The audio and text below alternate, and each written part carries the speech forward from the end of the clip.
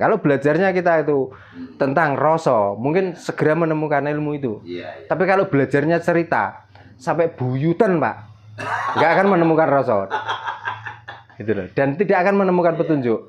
Kalaupun ngomong menemukan petunjuk, itu halusinasi.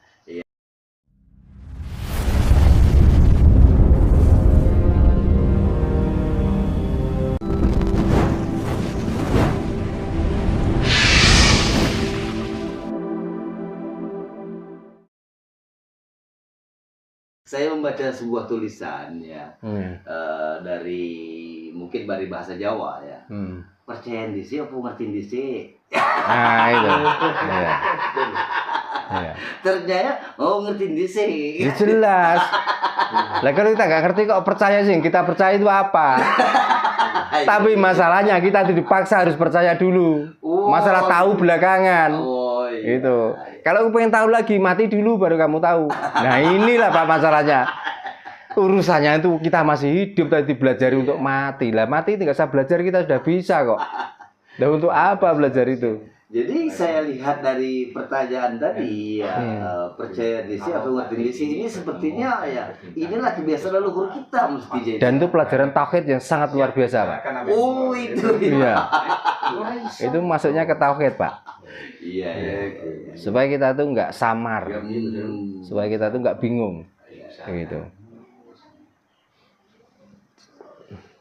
Asik Pak ya? Benar, luar biasa. Ini pertemuan kita hari ini luar biasa sekali Pak. Banyak hal-hal yang istilahnya itu membangkitkan semangat, ya rasa kebersamaan kita sesama anak bangsa. Saya walaupun dari Sumatera ya, ketika menemukan suasana seperti ini, ya kayaknya nggak jauh Sumatera itu ke sini. Gitu. Ya, yang membedakan kan cuma tempat toh Pak. Ya, tapi iya, hati tempat. kita kan sudah menyatu. Betul. Gitu lah. Betul. Ayo lanjut terus Pak Indra, hubungan ketemu. Mudah-mudahan saya nggak kehabisan jawaban gitu aja. Enggak, sebetulnya ini bukannya soal kehabisan jawaban. Materi kita ini banyak. Iya. Cuman ini bentuknya begini. Dan ya. butuh waktu. Bukan soal butuh waktu. Ya. Kan yang namanya petunjuk itu. Iya. Itu enggak langsung brok langsung. Oh nggak bisa. Ya dengan jalan nggak atau. Bisa. Makanya orang Jawa itu ngilmu iku kelakone kanthi laku. Iya. Gitu Oh gitu ya. Iya. Jadi nggak bisa kita belajar ilmu. Katakan, kalau belajarnya kita itu tentang rasa, mungkin segera menemukan ilmu itu. Iya. Tapi kalau belajarnya cerita sampai buyutan, Pak, nggak akan menemukan rasa. Gitu loh. Dan tidak akan menemukan petunjuk. Kalaupun ngomong menemukan petunjuk, itu halusinasi. Ya, yang saya maksud ke petunjuk tadi bukan begitu maksudnya artinya, Pak. Iya, saya paham, Pak. Maksud saya itu yang muncul gitu. untuk pembanding, Pak. Untuk pembanding maksud saya. Iya, Kalau Bapak sudah paham saya. Iya. Yang saya dimaksud saya sudah paham. Iya. Jadi ketika kita ngobrol ini yang munculnya ini kan Iya. Nah, itulah petunjuk. Iya. Gitu. Atau wahyu, Iya. atau wangsit gitu Iya, loh. wangsit. Nah, kalau sudah membicarakan wahyu dan wangsit, ya beginilah caranya. Betul. Gitu. Iya. Bukannya tidak wangsit itu datang dengan sendiri, kita berdiam diri. Berdiam diri kalau kita mengolah rasa bisa dapat wangsit. Betul. Tapi kalau berdiam diri karena utusan atau perintah, sulit untuk menemukan itu. Betul. Gitu loh. Sebetulnya dengan ngobrol ini kadang-kadang berawal dari suasana hati yang gembira, Iya. ya, ngawur ngidul, tapi membicarakan track ke depan itu kadang-kadang muncul loh Pak. Duh. makanya kalau membicarakan tentang wangsit Iya. atau wahyu, ya itulah wahyu, Pak. Sebenarnya. Makanya saya kalau mendapatkan wangsit, wahyu atau dawuh, itu nggak perlu semedi. Diskusilah dengan orang Betul. yang pada dasarnya. Nah, kalau tukang kayu, kita harus bicara tentang, atau kalau kita entah paham tentang kayu, ya harus bicara dengan tukang kayu. Iya. Bicara tentang besi, ya bicara, ya ngobrol dengan tukang besi. Jangan dibolak-balik. Iya. Kalau dibolak-balik ya bingung nanti. Masalahnya gini, orang begitu ditanya karena tidak ahlinya, jawabnya juga ngawur loh, Pak. Itu kebanyakan. Apalagi kalau malu kalau ngejawab. Nah, makanya pengalaman itu penting. Betul. Makanya Bapak dari Sumatera ke sini inilah yang sangat penting. Dengan berjalannya waktu dan melihat suasana, dimanapun itu akan mendapatkan ilmu dan mendapatkan wahyu. Jadi intinya mendapatkan wahyu itu nggak perlu di dalam gua semedi, Pak. Nggak perlu. Itu kalau mau hening. Dalam arti hening itu merasakan hidup ini loh. Lah di dalam hidup itu macam-macam kok. Kita butuh kaos, kita butuh celana. Kalau kita hening saja, tanpa mendapatkan ilmunya, nanti orang lain sudah pakai kaos, kita merajut daun. Coba. Apalagi zaman sekarang. Kalau hanya untuk mengelilingi dunia, kenapa harus jalan?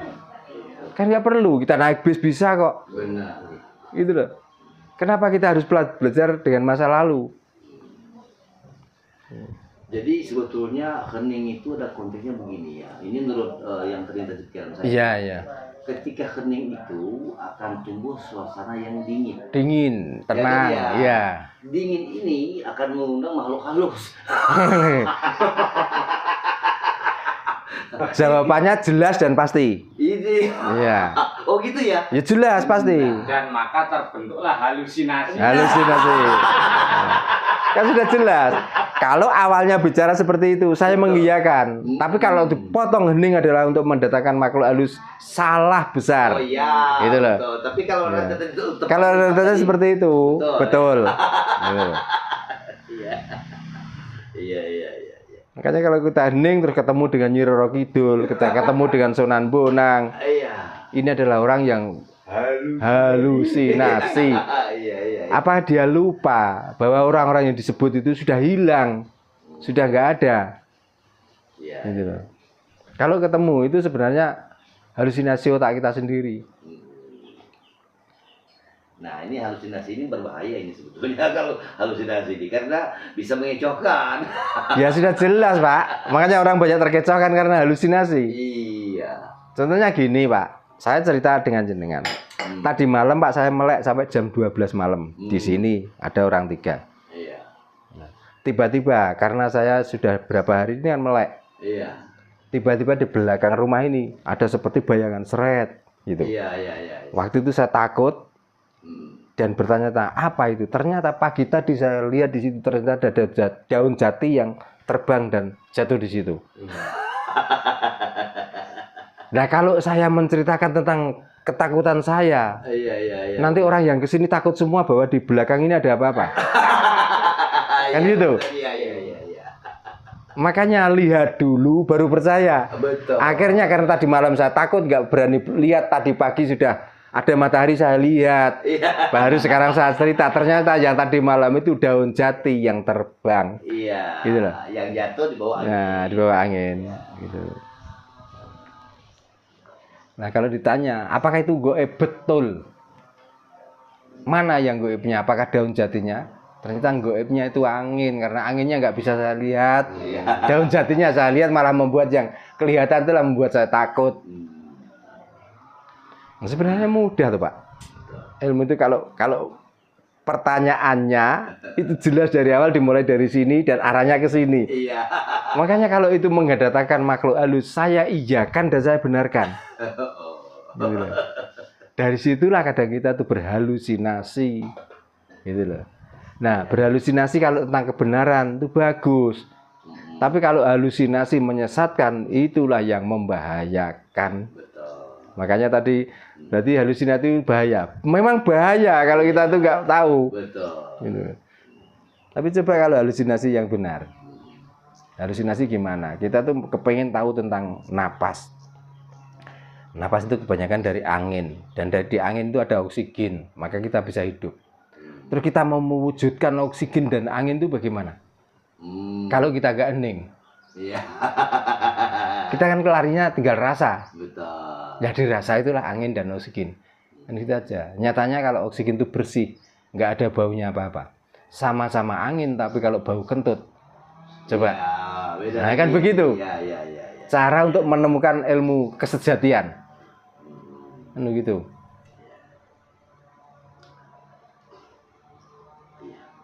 Kita sudah diajari ilmu yang sangat bagus dan sangat luar biasa. Iya. Kita tuh masih bingung dalam pencarian terus. Pertanyaannya gini, Kalau mencari itu sudah ketemu, kita tuh mau apa? Kira-kira. Coba. Iya. Karena menyembah adalah pencarian Tuhan. Nah, kalau sudah ketemu, apakah kamu masih mau menyembah, apa kamu mau berhenti? Pertanyaan kan begitu. Iya. Kalau kita nyembah terus, berarti nggak ketemu selamanya. Nyatanya masih kita sembah. Tapi ini kata sembah itu ya, kalau yang saya tangkap ya, Iya. karena waktu itu saya sering nonton layar tancap Pak. Iya. Iya. Sebelum film dimulai, iya, misalnya PT film ini mempersembahkan, Iya. kan itu. Jadi Iya. yang namanya persembahan itu berarti ada yang disembahkan. Sembah itu berarti ada yang dipersembahkan. Yang diberikan. Nah, yang diberikan. Yang diberikan. Tentu Iya. yang diberikan ini ada bentuknya. Iya. Nah, pertanyaan gini, pada umumnya bangsa kita Iya. di saat menyembah, Iya. itukah apa ada yang dipersembahkan atau ada yang disembahkan? Kan sembah rata-rata orang sini itu budaya, Pak. Oh, Kan budaya. itu Iya, benar-benar. budaya menyembah, masalahnya di situ. Karena sesuai yang dibicarakan Pak Hendra tadi benar. Iya. Iya. PT ini mempersembahkan, Iya. artinya di situ ada tayangan. Benar, iya ada Gitu. tayangan tuh. Nah, yang melihat itulah yang nyembah, artinya menikmati tayangan itu. Benar. Lah sekarang budaya bangsa kita itu menyembah itu loh, bagaimana? Coba, yang saya tanyakan itu. Iya. Bukannya gampang untuk Benar. menangkal itu semua. Iya. Nah, jadi kalau hari ini kita telah satu persatu di antara kalimat-kalimat atau kata-kata hari ini yang biasa kita dengar, Ya, ini kayaknya banyak sekali yang arahnya kemana, maksudnya kemana gitu. ya sembah itu ya otomatis budaya. Iya. Ya sudah, gitu. cuman budaya itu yang dilakukan, tapi sembah yang sebenarnya nggak pernah menemukan, makanya dia nggak pernah melihat apa-apa. Iya. Gitu loh. Karena dia melakukan budaya sembah itu, tapi sembah yang sebenarnya nggak pernah menemukan. Kalau ada yang mempersembahkan, ya kita tuh melihat. Makanya lihat dulu baru kamu yakin. Jangan yakin dulu. Iya. Kamu nggak pernah melihat. Apalagi kita bersaksi, Pak. Ngerti dulu baru percaya. Nah, kan gitu. Ngerti dulu baru percaya. Lo belum pernah ngerti kok sudah percaya, apalagi berani menjadi saksi. Coba. Lah yang kamu saksikan dulu apa? Kok sudah berani jadi saksi? Saksi itu ya ada tiga, sepertinya ada tiga. Satu saksi itu yang melihat, Melihat. atau yang bagian dari peristiwa itu. Peristiwa, ya itu sudah saksi, ya. Kan begitu. Iya kan itu. Lah bangsa kita, Iya. apakah pernah melihat itu? Apakah pernah menjadi pelaku itu? Kok tiba-tiba berani menjadi saksi? Iya. Bukannya orang yang pengen dipenuhi hakim? Iya. Kan gitu. Iya. Wow. Lah budaya-budaya inilah yang perlu diangkat lagi. Benar. Mari kita melihat dulu. Mari kita tahu dulu baru berani jadi saksi. Nah, caranya gimana? Ya melalui seni, sentuhan rohani itulah. Supaya kita itu menjadi waras lagi, menjadi bangsa Nusantara lagi yang utuh. Dengan beragam budaya dan keseniannya.